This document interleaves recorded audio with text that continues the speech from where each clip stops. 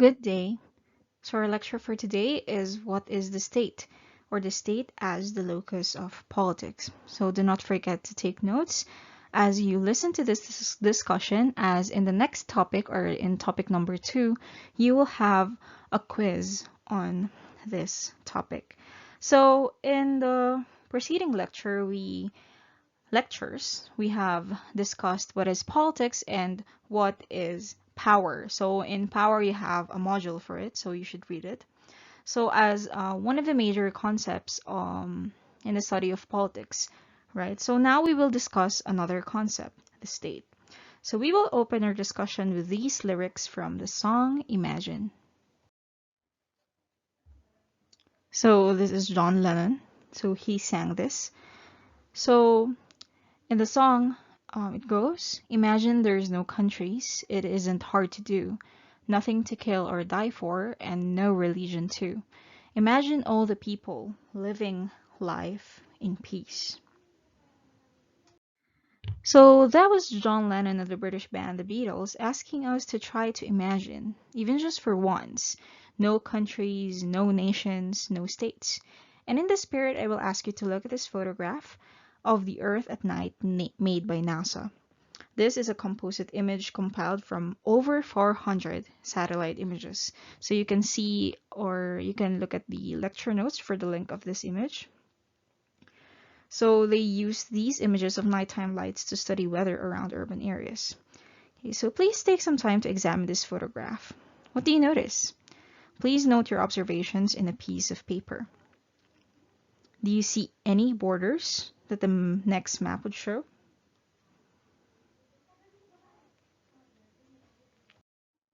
Since the 17th century, nation-states have become the most dominant and largest form of political organization for diverse society across the globe. When you look around, you can easily notice traces of the state and its structures. Think about this. In what ways does the state influence your day-to-day interactions? The state is one of the most common preoccupations of political scientists, and in this lesson, we will learn how it has been defined and how it has assumed different roles and functions in politics in the wider society. We aim to do the following. First, understand the basic concept of the state. Here, we will enumerate a few definitions of the state made by political scientists and sociologists alike.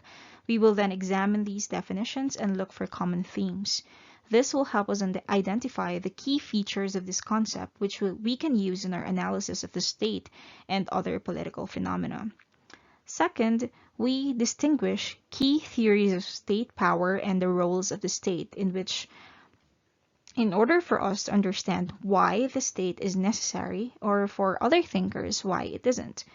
Third, we aim to explain the relationship between the state and the wider realm of politics and society. For instance, where do we place the state, bound by its national character, in increasingly globalized affairs?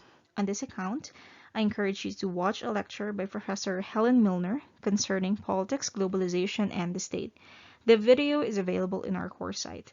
Note that the lecture and open forum is an hour long, so just watch the video at a time that is most convenient to you. So this is optional. We begin our exploration of the state as a foundational concept in politics in Western Europe. The modern state is a product of history.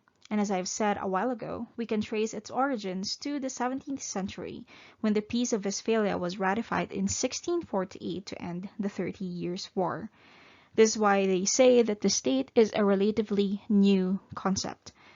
This map shows the European borders as the result of the ratification of a series of peace treaties in Westphalia.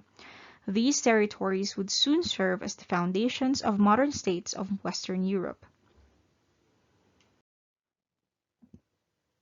So this is a depiction of the ratification of one of the peace treaties, the Treaty of Munster, signed May 15, 1648, made by Dutch painter Gerard ter Borch. The peace treaties allowed monarchs to establish their own official religions within their territories. More importantly, these treaties established the principle of territorial sovereignty. This means that no other entity or authority can intervene in the domestic affairs of a sovereign state. So, what is a state? Andrew Haywood, one of our textbooks for Political Science 100, argued that the state has been understood from different perspectives, and in this lesson, we will use 3 of these perspectives to make sense of the various definitions for this concept. So we begin with the functional perspective. Definitions of the state that uses the functional perspective often emphasize the roles or purposes that the state assume. For instance, the state is supposed to maintain domestic order and stability and protect us from external attacks.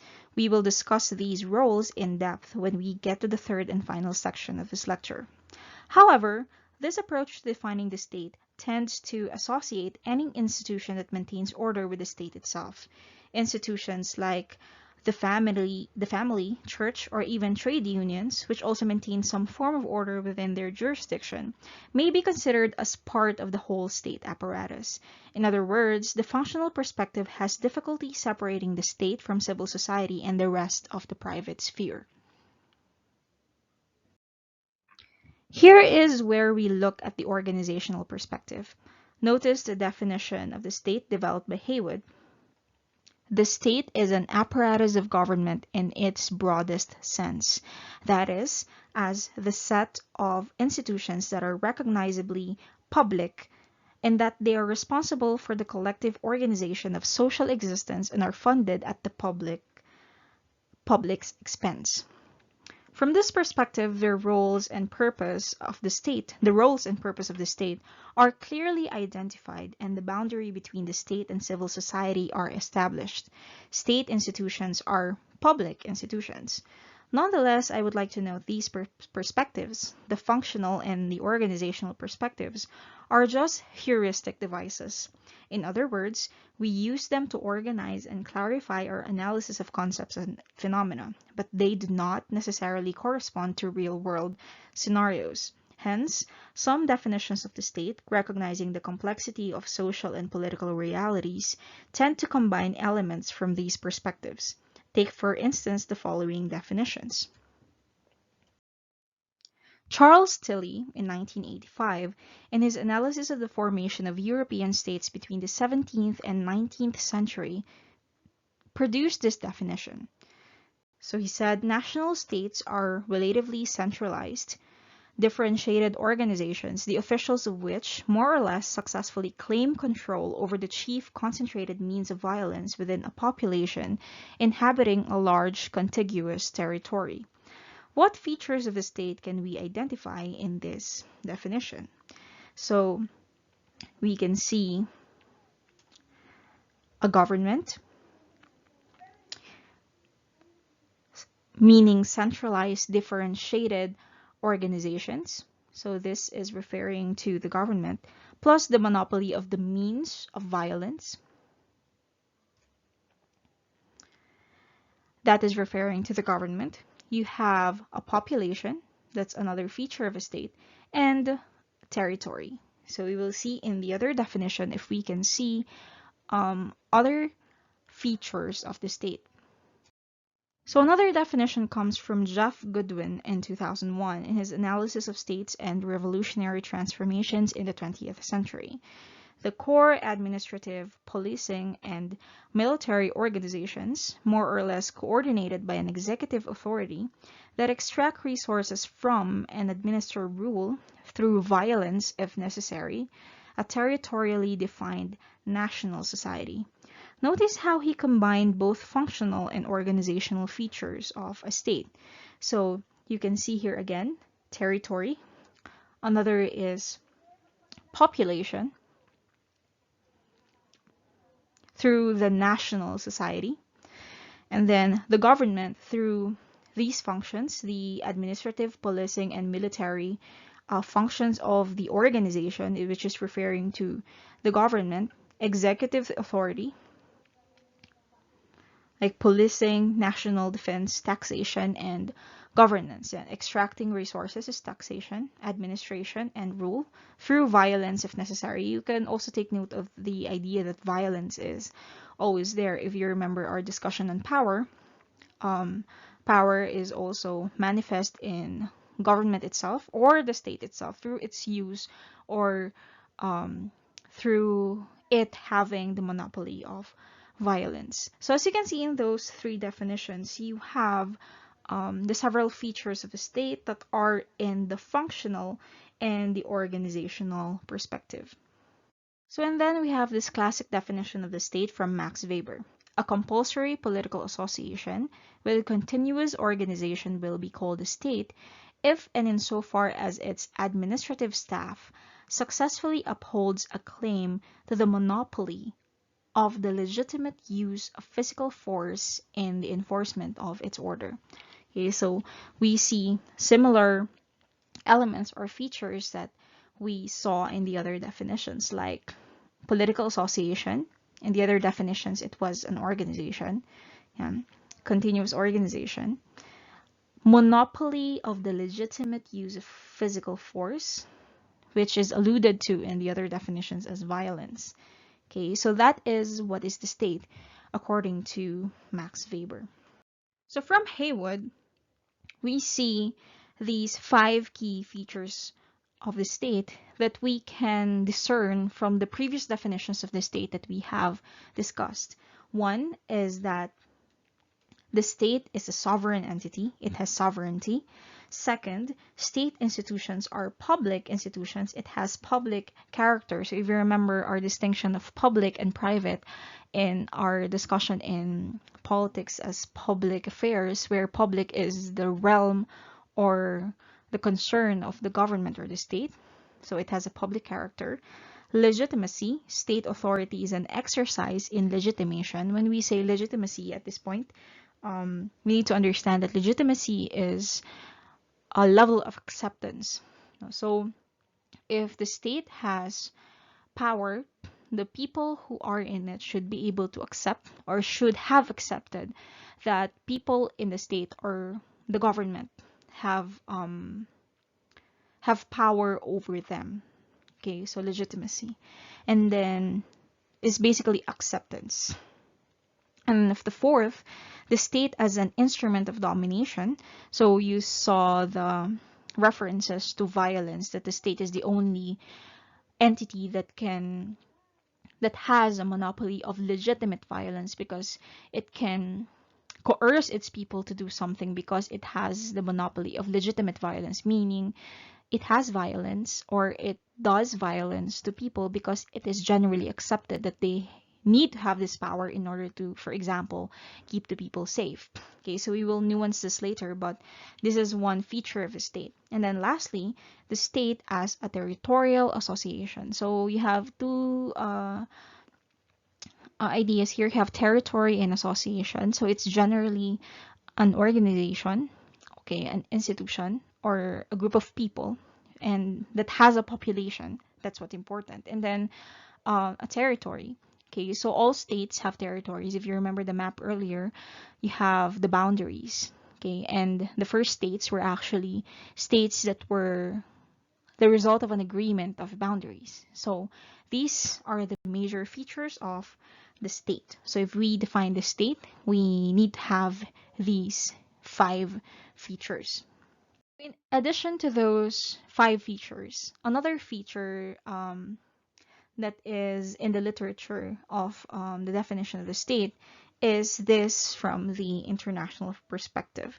So the definition here is that the state is a territory. It has these features: territory, population, government, and sovereignty. Okay, so this is from the Montevideo Convention on the Rights and Duties of the State. So what is different with this definition? So the state is recognized as the basic unit in international relations. The state is Janus face, so this is Janus with his 2 faces, in the sense that it is looking inward, domestic politics, while projecting outward, which is the realm of international relations. The classic definition of the state from an international perspective is enshrined in the Montevideo Convention on the Rights and Duties of the State in 1933. This convention defines a state as a juridical entity with defined territory, permanent population, effective government, and the capacity to enter relations with other states. So that's what sovereignty is all about. So sovereignty is, as you can, if you remember, the Janus phase is that states are inward looking and at the same time projecting outward, that states rule over their people without the interference of other states, and at the same time they can also have relations with other states because they are recognized as a state by these other countries or states. So that's the kind of sixth feature of a state according to this international perspective. It's not enough that you have only territory, population, and government. You need to be able to be recognized by other states. So the example that comes to mind is Palestine. So Palestine is territory near Israel, okay, that is until now not recognized as a state despite having territory, population, and their own government. Basically, why? Because they do not have sovereignty. They are not recognized. Many of the countries of the world do not recognize them as states because they are allies of Israel, which is the one stopping from Palestine to becoming a full-blown state. So those are the considerations that you need to know when defining states. Okay, so there is general agreement about when the modern state emerged as discussed earlier, like in 1648 during the Treaty of Westphalia. But this is not the case when talking about why we need the state in the first place. There are two important issues that we have to examine to make sense of this problem. The first issue concerns the state or the nature of state power. Okay, so we said a while ago that the state has the monopoly of violence. So why is it? Why is that the case? So as we discuss the two contending theories of state power, I want you to keep in mind these questions. First, is the state an autonomous authority or independent from other social forces or institutions? Or is it a product of society that reflects the prevailing distribution of power and resources? Second, whose interest does the state represent? The common good or that of a privileged group or dominant class? The first theory of state power is that of the pluralist theory. Here we define pluralism as a belief in or a commitment to diversity or multiplicity, or the belief that power in modern society is widely and evenly distributed. And so, the pluralist theory of state power contends that the modern state emerged to act as a referee to contending interests in society. This theory has deep roots in liberal political philosophy, specifically the social contract theories developed by Thomas Hobbes and John Locke. Social contract theories are primarily concerned with the nature of political obligation, or why citizens should obey and respect the state. These theories begin with a hypothetical state of nature, which is basically trying to imagine what life must have been like without any sort of civil or political authority. So imagine yourself without a state, without a government. So they start with that. It is an equally perverse version of that infamous quip attributed to Russian writer Fyodor Dostoevsky. If God is dead, is everything permitted? But in this case, the question is, what happens when state power does not exist? So Thomas Hobbes in 1651 described this condition where no supreme political authority exists in this way. Whatsoever therefore is consequent to a time of war, where every man is enemy to every man, the same consequent to the time wherein men live without other security than what their own strength and their own invention shall furnish them withal. In such condition, the life of man is solitary, poor, nasty, brutish, and short. Okay, so the last part is the most quoted part of Thomas Hobbes' work. So in other words, the state of nature, which is the state where there is no state, is a state of war, a perpetual state of insecurity. So think of what happened to the kids in William Golding's classic work, Lord of the Flies. So, spoiler alert, a group of English children were stranded in a deserted island without adult supervision. Things started out well for all of them. They found ways to look for food. They assigned tasks by groups. They started a fire to alert passing ships about their presence. But when one kid started questioning the other of his authority, remember there are no adult figures in the island, so technically there should be no one of them that should be more powerful than the others. They began to spiral down a sinister path of violence, turning against each other. So I won't spoil the climax of the novel, but I hope you get Hobbes' point with this illustration. Another of Hobbes' examples is, what if you become invisible? What will you do? Okay, if you have impunity, because that's what happens in a state of nature. There is no law. So if you have impunity, this means that there is no law that applies to you. So he just says that because humans are naturally evil, then that we will be like this in the island, that we will be able to hurt each other just because there are no laws that will stop us from doing so. So John Locke is another social contract theorist. So he's the opposite to Hobbes' bleak and troubling imagination of the state of nature. So he's very pessimistic, Hobbes. For John Locke, however, the state of nature is a state of perfect freedom to order their actions and dispose of their possessions and persons as they think fit, within the bounds of the law of nature, without asking leave or depending upon the will of any other man. In other words, his state of nature is a state of liberty and equality. But Locke was quick to note that though the state of nature is a state of freedom, reason dictates that we have no right to destroy ourselves or our neighbors, as we are all God's creatures, according to Locke. And here is where invokes the necessity of political authority. Hobbes and Locke developed contrasting views about social contract, but they both agree that individuals must voluntarily submit to the state, which acts as a neutral arbiter ensuring social order and stability and the security of persons and their properties. For the state to act as a neutral arbiter, this theory of state power is founded on two key assumptions.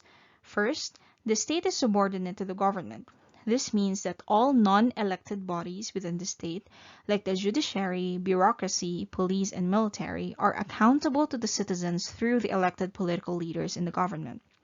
Second, to ensure that these institutions are accountable to various interests among the citizens, the pluralist theory of state power also assumes that democratic process is meaningful and effective. For instance, elections are party competition, must be sensitive to the ebb and flow of public opinion, thus allowing the government to respond accordingly. The second theory of state power that we are going to discuss pertains to the capitalist state. This theory is also known as the Marxist theory of the state. Its main proposition is that the state cannot be understood separately from the economic system, which is expressed in the class structure in a society. In the case of a capitalist society, the class structure is dominated by the bourgeoisie at the expense of other classes, such as the working and middle classes. And so, where the pluralist theory assumes state neutrality, Marxist theory assumes that the modern state is a product of the unequal class structure in a capitalist society. So the main difference between the pluralist and the capitalist state views of state power is in the pluralist state. If you remember, they came from the state of nature, and they needed to have an agreement so that For example, for Hobbes, people will not live in that situation where life is solitary, poor, nasty, brutish, and short. Okay, and for Locke, so that people do not destroy themselves. So, in order for that to happen, they need to have an agreement or a social contract. Okay, um, that will now let them live in a society where there are rules, okay, that you can have a kind of security and social stability. It is important in that kind of state that the state is neutral, meaning it does not side with, for example, the powerful, because that violates the agreement in itself. So they need to be a neutral arbiter. In a capitalist state, Marx argues that the state is always on the side of the powerful. In the capitalist state, the powerful class is the bourgeoisie. Karl Marx and Frederick Engels did not produce a systematic theory of the state. Generally, they thought of the state as part of the superstructure of politics and culture, conditioned by and interacting with the economic base of a society. So you have here the economic base and the superstructure. The main idea is that this economic base is determining or is influencing the superstructure. They noted that no society would survive without producing its means of subsistence.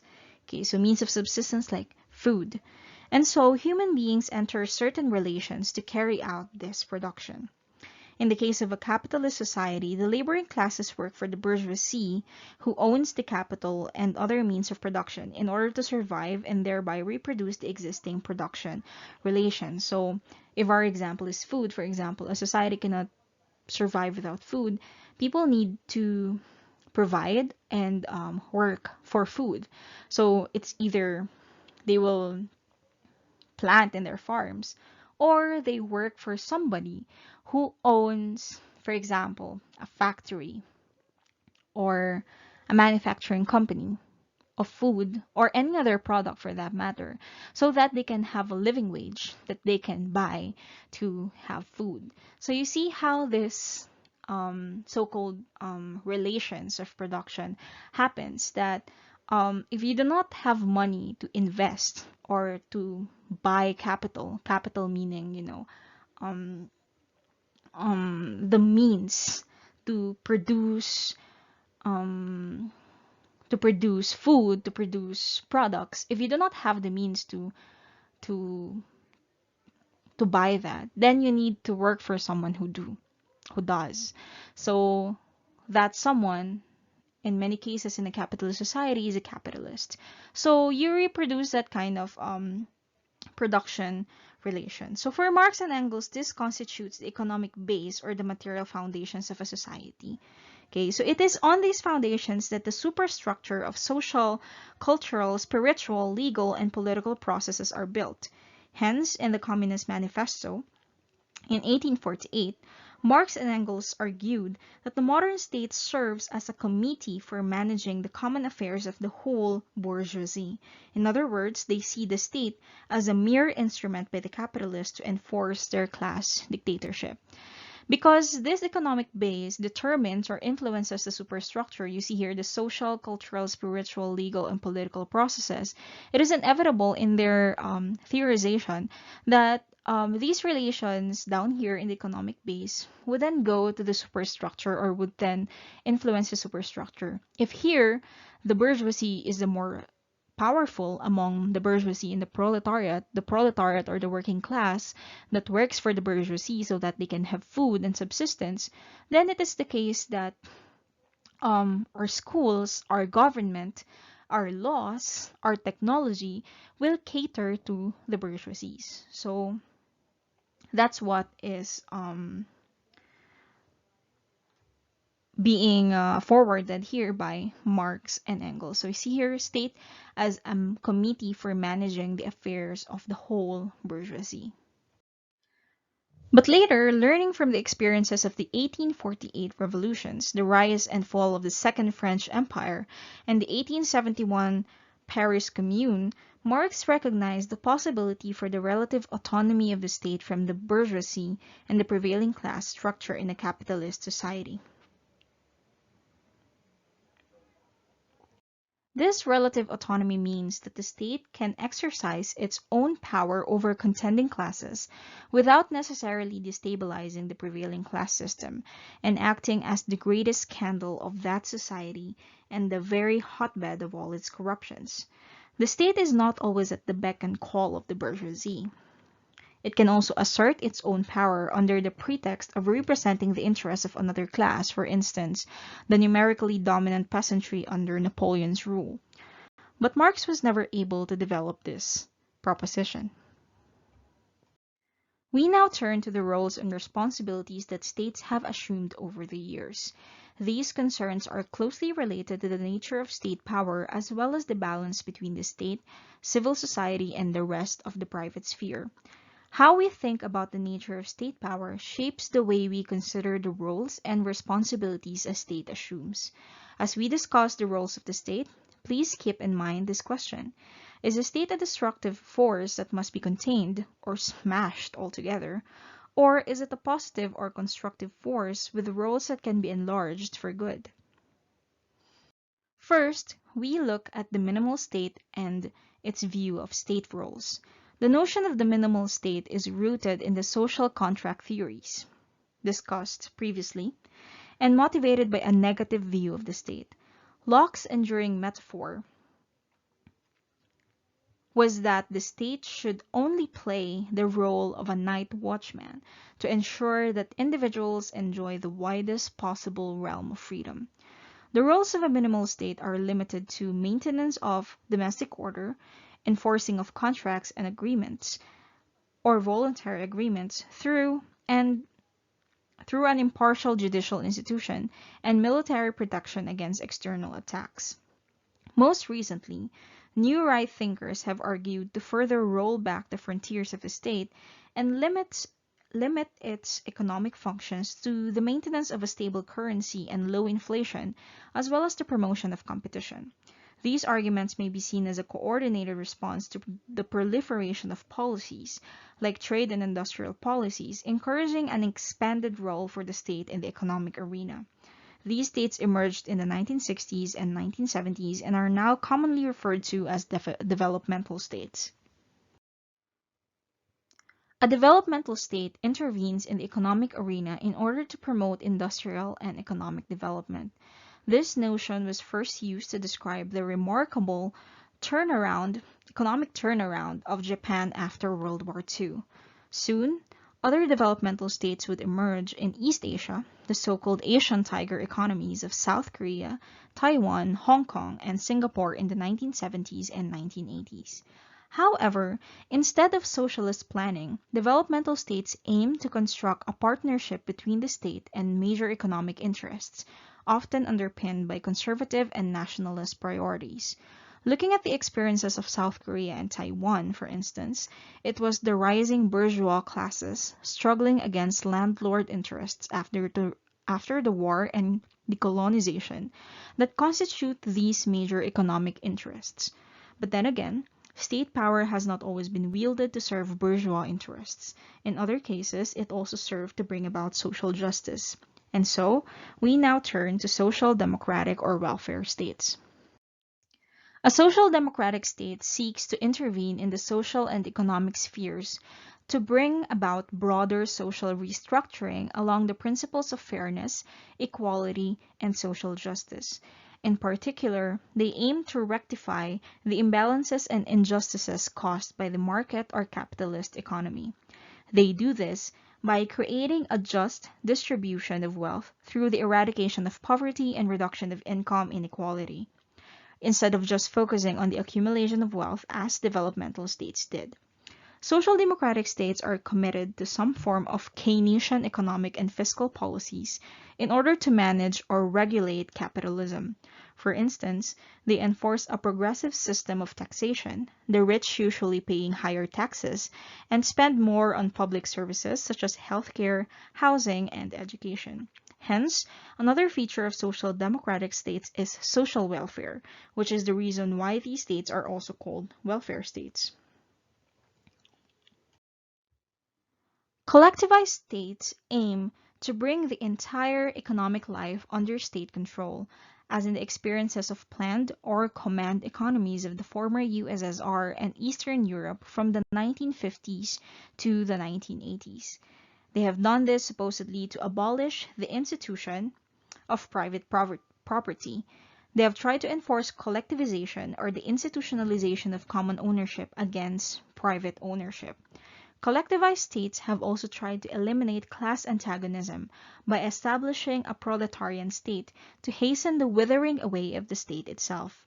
But what happened in the USSR since the 1960s under Nikita Khrushchev belies the theoretical foundations of this proletarian state.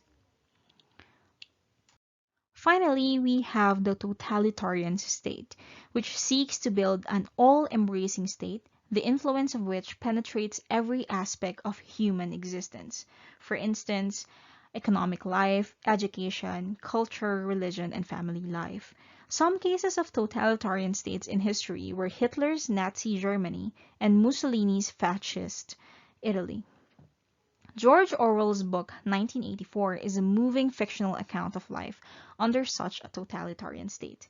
Totalitarian states usually employ comprehensive surveillance, terroristic policing, and a pervasive system of ideological manipulation and control to achieve its ends. That ends our lecture on the concept of the state, the nature of state power, and the roles and responsibilities it assumed over the years. I hope you learned something new today. Thank you.